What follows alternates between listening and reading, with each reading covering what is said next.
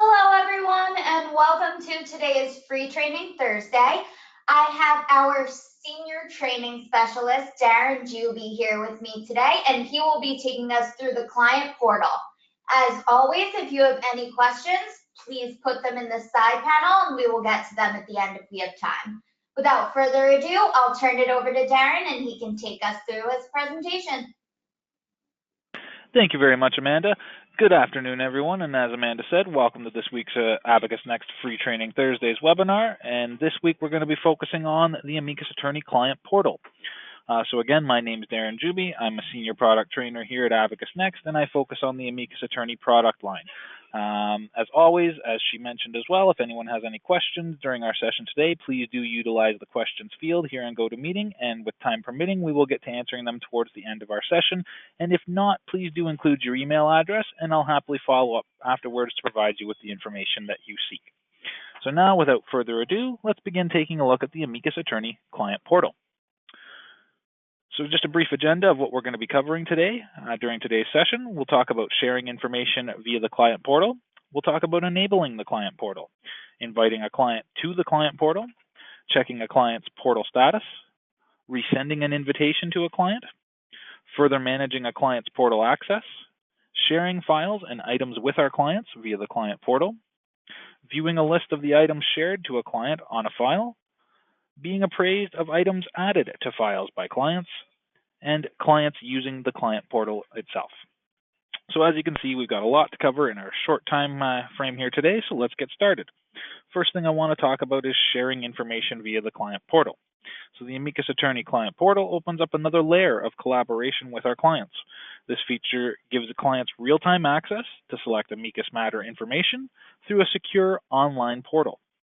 And that is the most important part of all this. I like to stress the fact that it is a very secure online portal. Firm members who have security permission may grant selected clients access to the portal, to shared files, to shared documents, events, notes, and custom fields on those files. Clients may then log in from their browser whenever they like and view that shared information. They can even upload new documents, add new notes, and fill in and or edit information in shared custom fields. If documents are Amicus managed at your firm, clients may check out and check in the current version of a shared document that is accessible in the client portal. Those new items will become immediately available to firm members with access to that file. And clients with billing enabled can share, view, and pay their invoices directly from the client portal. Security. I want to briefly touch upon the security of the client portal. So data is transmitted securely via the cloud between the firm's Amicus Attorney server and the client's browser.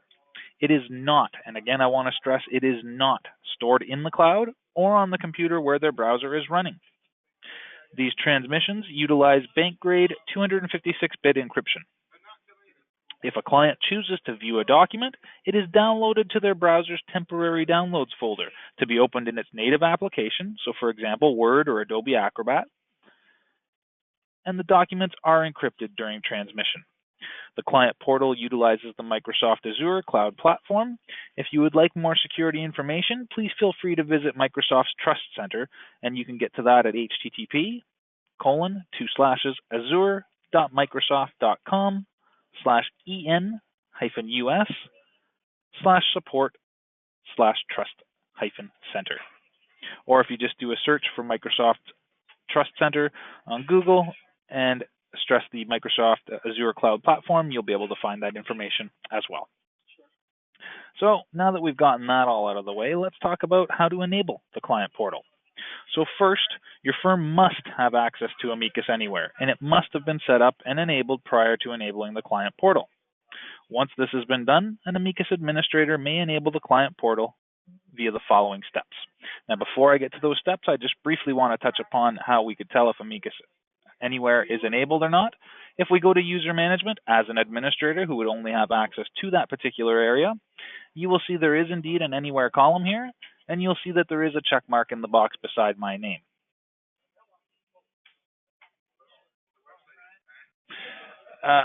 To answer your question, as far as where the information is stored for Canadians, it's no different than if they're in America or anywhere else in the world. It's all, like I stated, nothing is stored in the cloud. It's all on your server. and they are just accessing that information through their browser. And as far as the best area to post information that a client cannot see, well, you control what the client can and cannot see. So that's not really an issue. It's more about you making things available for them to see. If you haven't made it available or shared it through the client portal, they will not see it. I hope that does answer your question. Okay, so moving along here, as you can see, or as I stated, there is the check mark in the Anywhere column, so we know Amicus Anywhere has been enabled for the firm with my administrative user here. So getting that out of the way, let's talk about enabling the client portal itself. So as an administrator, I would log into Amicus Attorney, and I would be in the Office module.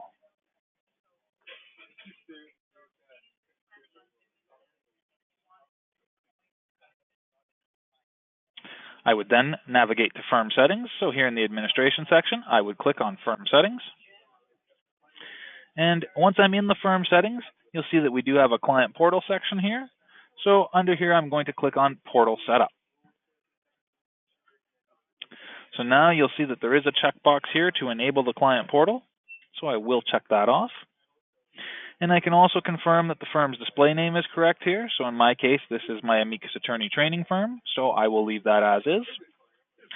And if desired, I could also include a firm logo. So I could check this box here, and I could click on the upload button here, as you can see. And I would be taken to a Windows Explorer window here where I could navigate to and select the image that I wanted to use and upload that. And of course, as you see here, the image will be resized to a maximum of 450 by 200 pixels. So probably a good idea, if you are going to use an image, I would make the size changes so that it matches that size prior to doing so. That way you know what it looks like before it gets in there. That's just a personal thing. You may or may not want to do that, but that's my recommendation as far as that goes. So I'm going to leave that unchecked. And so once we've completed this, we would click OK to save and apply these changes, and we've now enabled our client portal.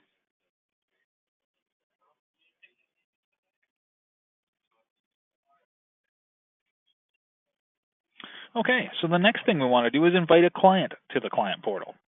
So to do so, we would complete the following steps. So let's go over to the People module here. And let's open up one of our contacts. So we'll select Mr. Aloysius XL Pendergast here. I'll open up his contact details. So there you can see there is his People Details dialog. And as well, the first thing we want to do before sending the invitation is confirm that our contact actually has a valid email address on their contact card. In this case, you can see that I do have one here, aloysiusxlpendergast@outlook.com. So near the bottom of the contact details dialog, we will see the portal button, as you can see right here. So if I click on this, like I'm about to right now, it will bring up the client portal dialog, as you can see here.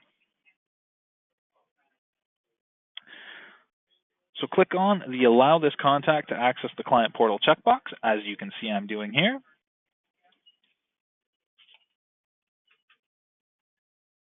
And as you can see, we get this prompt here. The client will be given secure online access to view their own file information, including any shared documents, notes, and more. Click Send Invitation so that they can create their account with a strong password. So I'm going to say OK on that. Now as well, any files that the contact has a client classified role upon are listed below, as we can see here. We would select one or more, if there was more files to select, to share with the client. These selections can be changed later if necessary. So as you can see, I've already got that checked off, and I could also use the Select All or Deselect All button here. And just some notes here, files that you don't have access to would be shown here in gray. You can't share them with the client if you don't have access to them, so that meaning you're not an assigned firm member on those files. However, you could do a Who's File search to find out who is the responsible lawyer on these files, and they would be able to share them with the client. If any of your documents are user managed at the firm, files that don't have a valid default documents path set will be shown in gray and cannot be shared. Any closed files or restricted files are not listed here and therefore are not shareable. So now that we've covered over that little bit of information here, let's click on the Send Invitation button. This will create an email to our client that opens up in our default email application. This email will contain a link that will allow the client to set up their portal access and login. And something to note here, the invitation will enable only one person to set up portal access, even if it was sent to multiple people. And the invitation will expire after 1 week. So I'm going to click on Send Invitation here.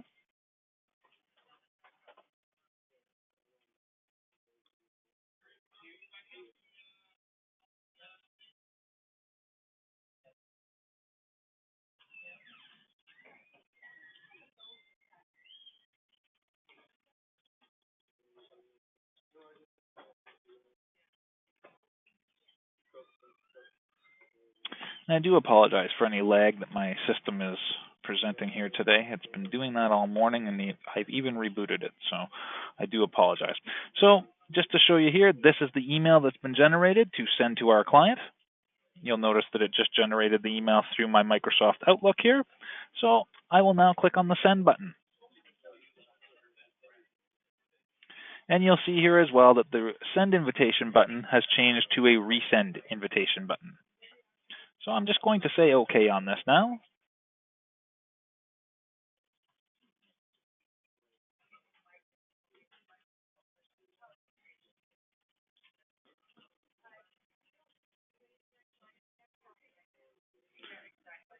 And then I will save and close on the contact here. We will come back to Amicus Attorney in a moment here, but as you can see, I've already logged into Mr. Pendergast's email account here in the browser. So I just want to show you guys what would happen from the client perspective at this point. So the client has received the invitation email. They would set up their access and log in. So let's go through that process. So here's the email, and here is the link that I was referring to earlier. So we'll click on that link. So when the client clicks on this link provided in the invitation email, they are asked to enter the password they want to use for logging into the client portal. So as you can see here, we're going to say next on here, and here we are to set up the password. You'll notice that it is using the email address of which the invitation was sent to as their login. So let's just create a strong password here.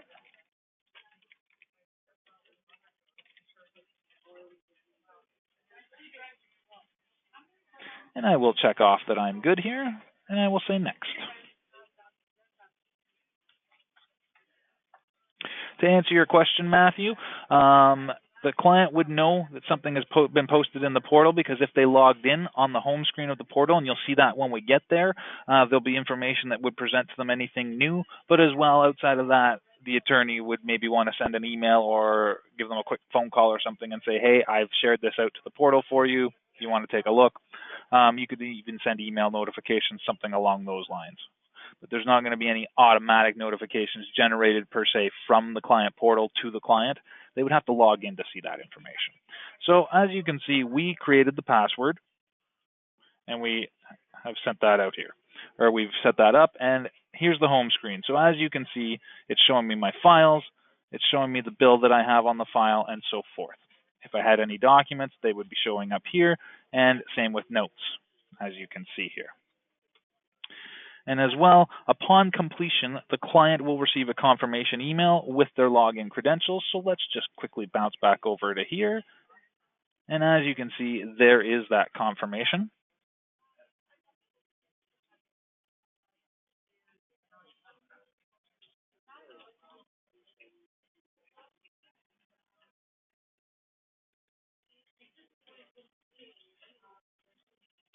Okay, and you'll notice it is not actually listing the password, it's saying the one that we just created.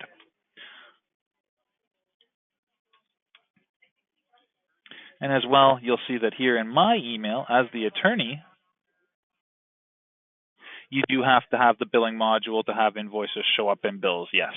And Terry, to answer your question, do documents that are linked in Amicus, if your documents are linked in Amicus, then they should be accessible through the client portal. I've not been told that having them on a separate document server would be an issue. I'd have to look into that a little further. I'll admit that's not a question I've had posed to me. I would say that if they were on a different server, it wouldn't work from an indexing purpose. But as far as making them available, I don't think that should be an issue, because even if we're using user managed, so the documents could be in multiple locations, they're still accessible if they're shared out through the client portal. So again, I don't think having your documents themselves on a separate server would have an issue as far as the client portal goes. And just to show you guys, there is the email that I, as the attorney that asked this client to join the client portal, will have received once they have done so.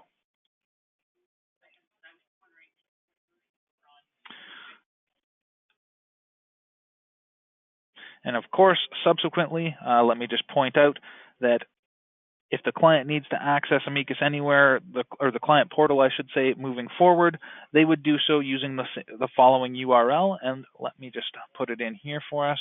I'm going to just log out here quickly.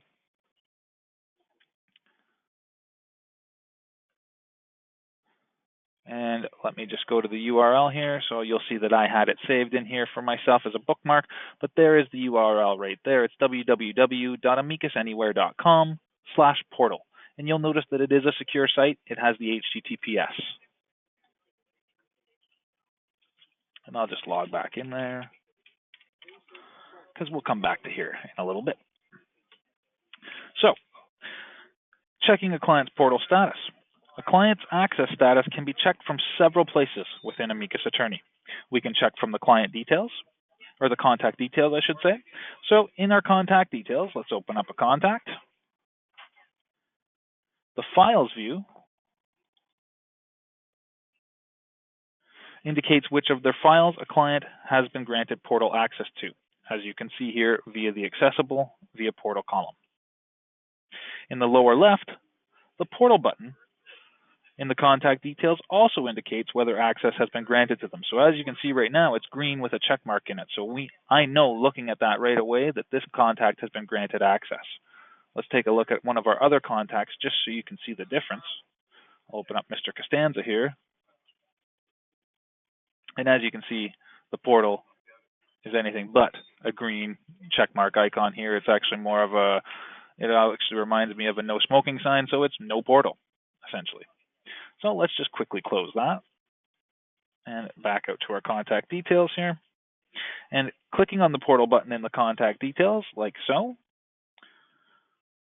we'll open up the client portal dialog, and it will indicate here which of the files a client has been granted portal access to, and it's also showing us when they last logged in, as you can see here.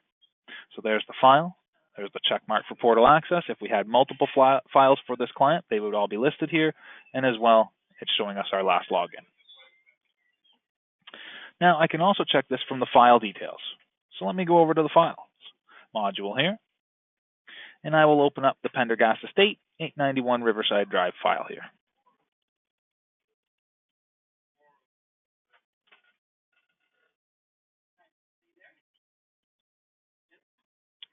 So as you can see here, if I just move my file details dialog over a little bit here to make sure you guys can all see it, there's the portal icon there, and again, you'll notice green with the check mark.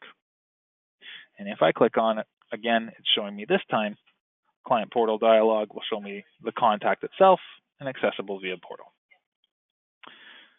Now as well, if I select the client here in the list of contacts on the file, you will notice that this client has portal access to the file.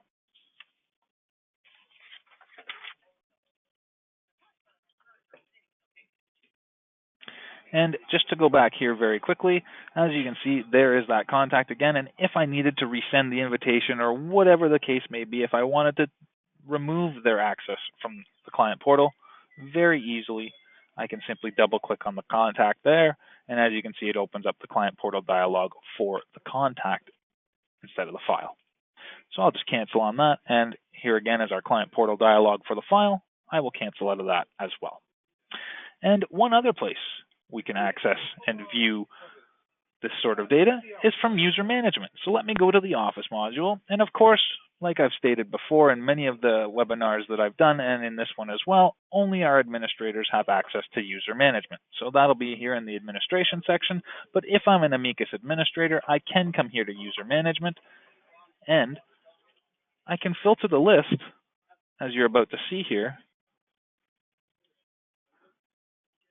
By selecting from the Access Class dropdown, I will select Client Portal Access.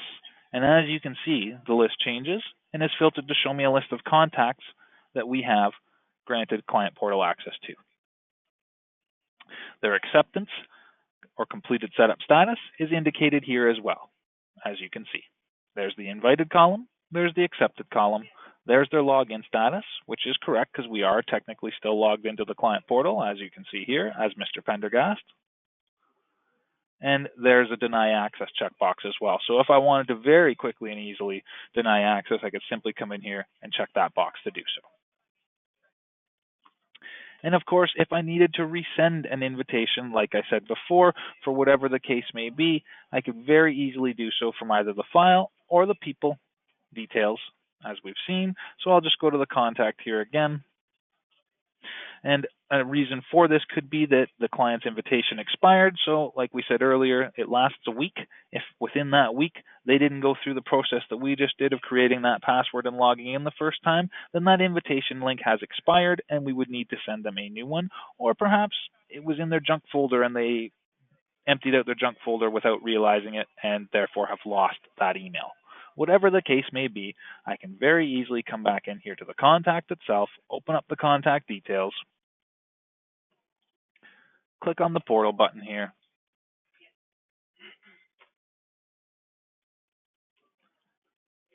and there's the file there, sorry.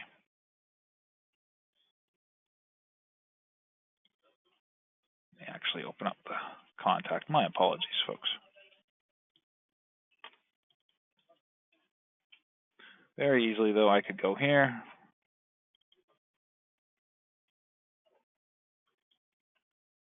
And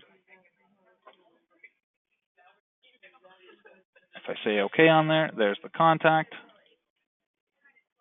And I would normally have a resend invitation option there. But in this case, the client has accepted the invitation, so I don't have that button available to me there. Now, further managing a client's portal access. So if necessary, we can change a client's login name to incorporate a different primary address or disable their portal access.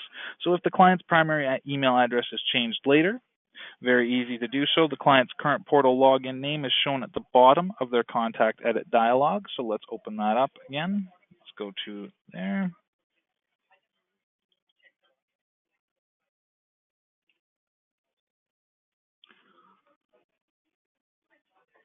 So as you can see right there, this is the primary email address to which that invitation was sent.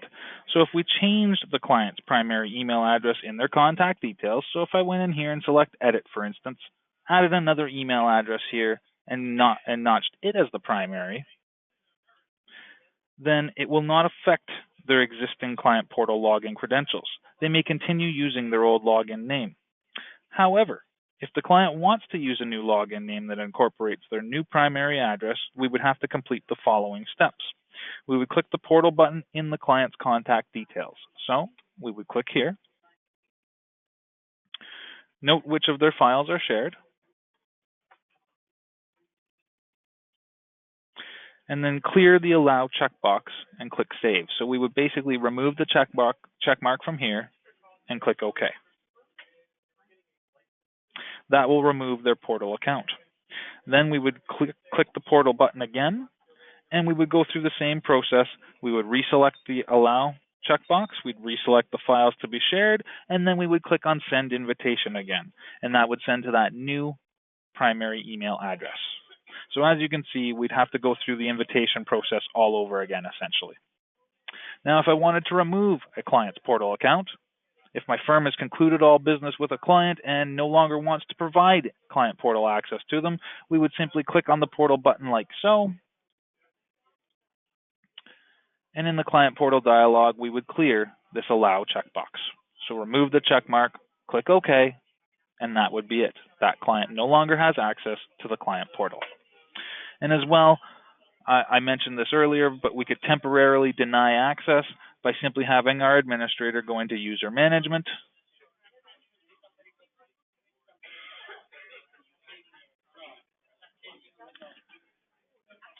We're already on the client portal access here, and all they would have to do is check that box to deny access.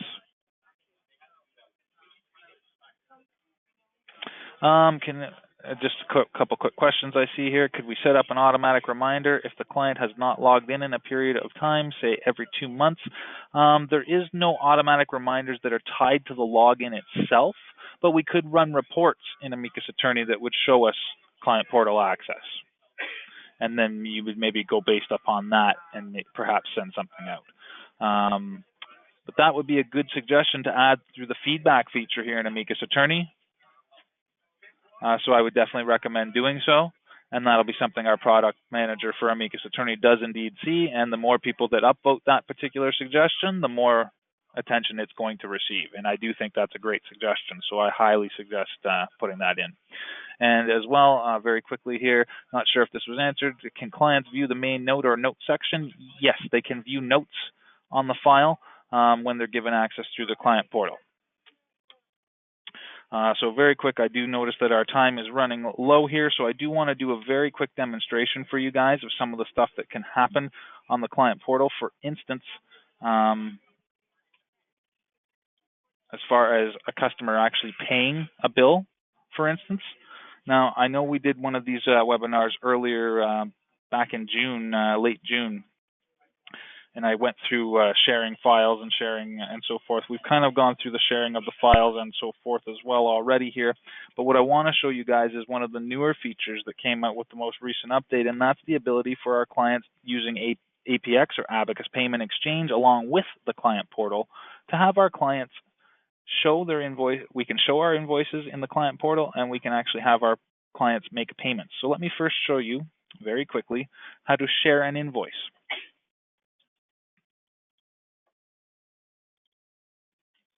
So I'll go to my files here,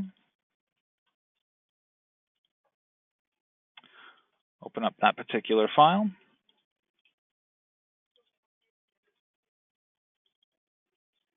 And so you'll see here we're going through that same process of allowing access to the client portal.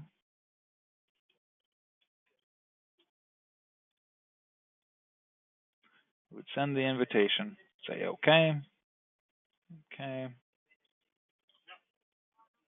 Let's go to bills here. And what I want to show you is, for instance, if we had some bills on the file. So I'm going to select one of them. Actually, let's select all three. I'm going to click the portal button here. And you'll see I'm about to check this box off here, visible to clients on the file who have portal access. I will say okay on that. And let's save and close. So now, let's go through what a client would see. So there's the email, of course, that they had seen. So we'll click there. And again, we'll go through that process of clicking next. We'll set our password in there. Check I'm good. Click next. And let's log into the client portal. So as you can see right now, there it's telling us that we have 3 bills. So I could go there. I can select one of these bills. And I can view the bill, as you can see. I can view the history, as you can see. I can view any payments that have already been made. And using Abacus Payment Exchange along with the client portal, this is something I didn't have the opportunity to demonstrate the last time we did one of these client portal webinars, so that's why I've focused more on it this time. So I do apologize for anybody for missing out on documents, notes, or events this time around. But watch what happens when I click Pay Now. So here's the payment window. I can decide which account I can put in an amount. So instead of the full $125, let's just pay $1. And I'm going to click Submit. You'll notice that I do have the options to change my payment method. In this case, we're going to use the American Express card that's already linked to this particular contact. They've paid before. That information was added earlier. Let's click Submit, and there's our payment. I could print it out, or I could close. So that's how easy it was for our client to make a payment utilizing the client portal along with Abacus Payment Exchange, or APX. So let's look at the view payments now, and there you'll see that there's that additional payment that we just made right there. And you'll notice in brackets it's showing that it's an APX payment as well. So I just, like I said, briefly wanted to show that. And as well, let me show you over here. If I go to my files, there's my file there that is shared out.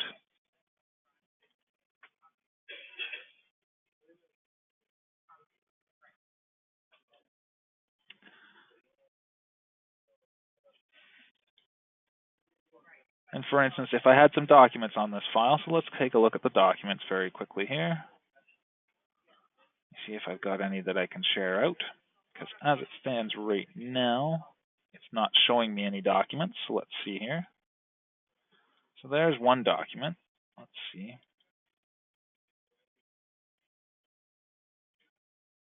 Let's make that accessible via the portal. So Terry, to answer your question, we can control, if we had multiple documents on a file, we can control which ones the client can see. So this one I'm going to give them access to. We'll say OK on that. And let's just open up one of the other documents so you can see that that change has not affected the rest. You'll see that that one's not shared. So let me just go back quickly to the client portal and let's do a refresh.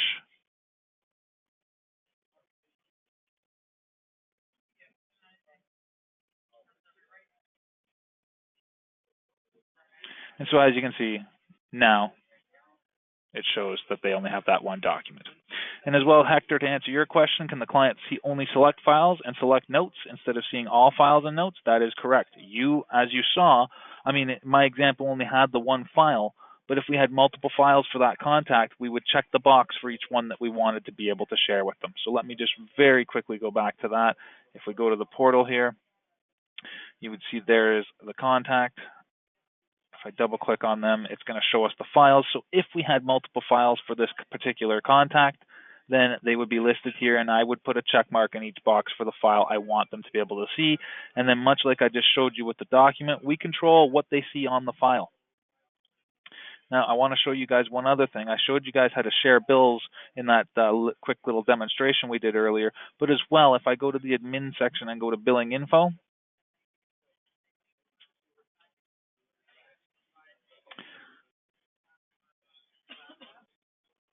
sorry, my apologies. Let me go to billing.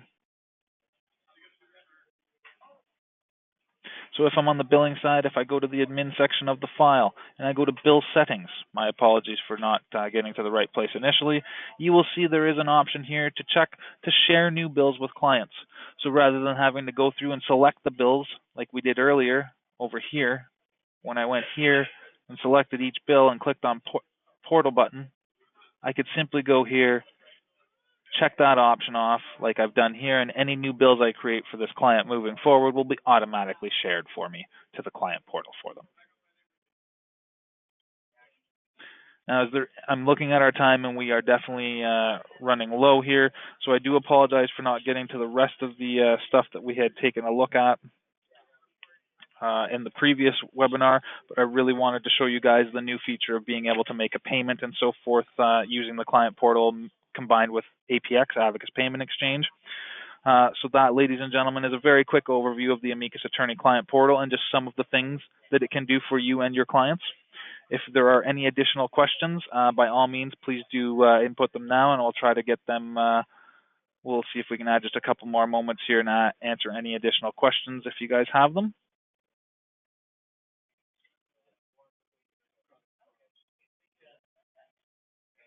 If you do not have the billing module, then the bill icon would not show up, no.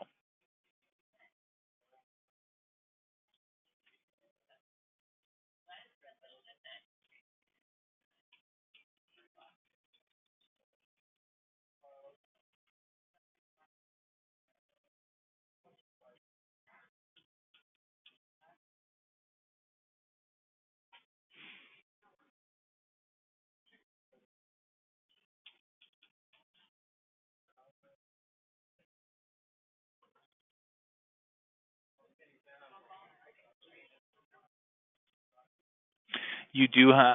There is an Amicus client portal for Amicus Online as well, but for Amicus Premium Edition, as it used to be called, or now in the later version is now simply Amicus Attorney, you do have to have Amicus Anywhere to have client portal capabilities.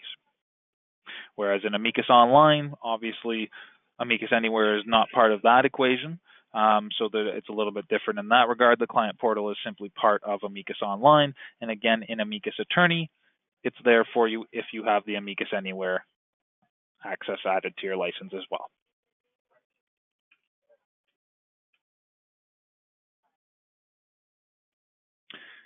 Yes, in regards to your question, are all document types visible in the documents? Yes, any Word, Excel, PDF, and so forth.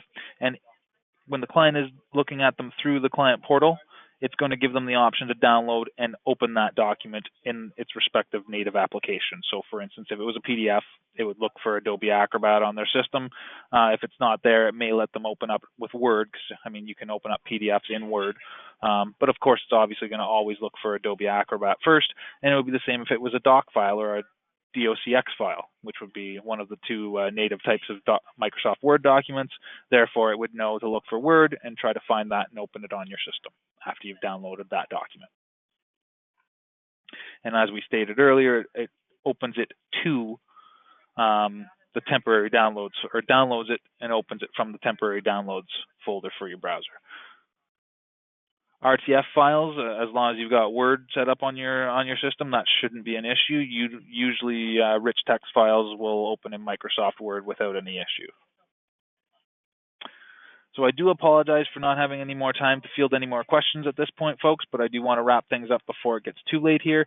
And again, for any of the stuff that we missed in this particular client portal webinar, because we tried to focus on the ability to pay bills through the client portal that's been added now, please do revisit my previous client portal presentation. There was a webinar back in late June. If you go to the webinar section of our website, you guys would be able to view it from there as well. You're quite welcome, Hector. I hope I was able to answer everybody's questions as well, and I invite you all to have a wonderful rest of the day today, an even better rest of the week, and a fantastic weekend to come. Thank you very much, everybody.